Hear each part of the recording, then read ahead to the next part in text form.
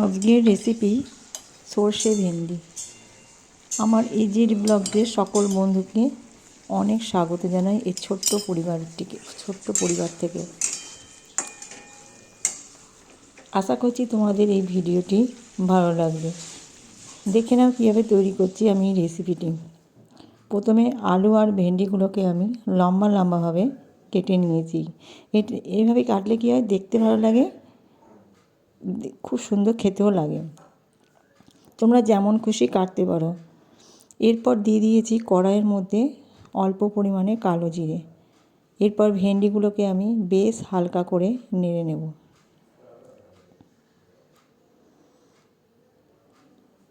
ভেন্ডিগুলোকে যতক্ষণ পর্যন্ত লাল পেলে থাকবে ততক্ষণ পর্যন্ত এটাকে নাড়তে হবে।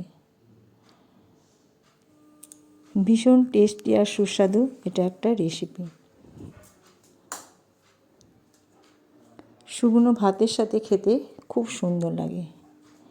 ভিডিওটি পুরোটি দেখবে, ভালো লাগবে।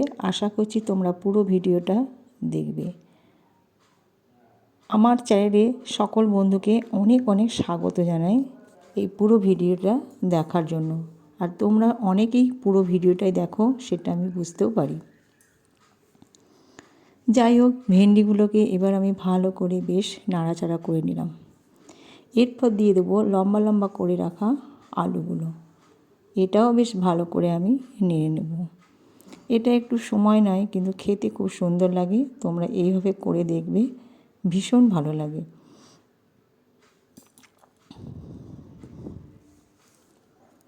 দিয়ে দিলাম অল্প পরিমাণে নুন দিয়ে একটু নাড়াচাড়া করলাম। আর দিয়ে দেবো অল্প একটু হলুদ। এতে তেমন কিছু বেশি মশলা লাগে না, সেটা তোমরা দেখতেই পাবে। আর বাড়িতে বানিয়ে দেখবে খুব সুন্দর লাগে গরম ভাতের সাথে শুকনো শুকনো, দারুণ টেস্টি খাবার। এরপর আমার নাড়া হয়ে গেছে, দিয়ে দেব সর্ষে বাটা। সর্ষে বাটার খোসাগুলো আমি দিই না, সেই জন্য জলটা দিয়ে নিচ্ছি। খোসাগুলো দিলে অম্বল হয়, ওই জন্য দিই না। বেশ ভালো করে নাড়াচাড়া করে আমি আলু আর ঢ্যাঁড়সটিকে বেশ কিছুক্ষণ ধরে সেদ্ধ করে নেব। আর একটু জল দিয়ে দিলাম, যেহেতু আমার সর্ষে বাটা ছিল। এরপর আমি ভালো করে ফুটিয়ে চাপা দিয়ে এটাকে সেদ্ধ করে নেব। আমার ভেন্ডি তরকারি রেডি হয়ে গেছে। নামানোর আগে দিয়ে দিলাম একটু কাঁচা সর্ষের তেল। এতে কী হয়, টেস্টটা খুব বাড়ে। ভেন্ডি রেসিপিটা, সর্ষে ভেন্ডি আমার রেডি। ফিরে আসবো আবার একটা